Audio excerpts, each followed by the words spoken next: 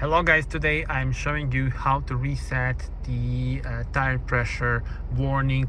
So we are here in the new Dacia Sandero, and as you can see, we have the warning for tire pressure. Of course, the first thing you need to do is check your tires, check the pressure in them, and if it's okay, then you do this. So now we are ready to do the reset of this warning. So you see this button here, you will go to this middle section, and then you will go up and down, as you can see, until you see this tire pressure in it long press.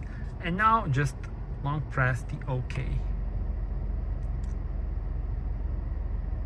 So if pressure OK, hold on, operation completed. That's it.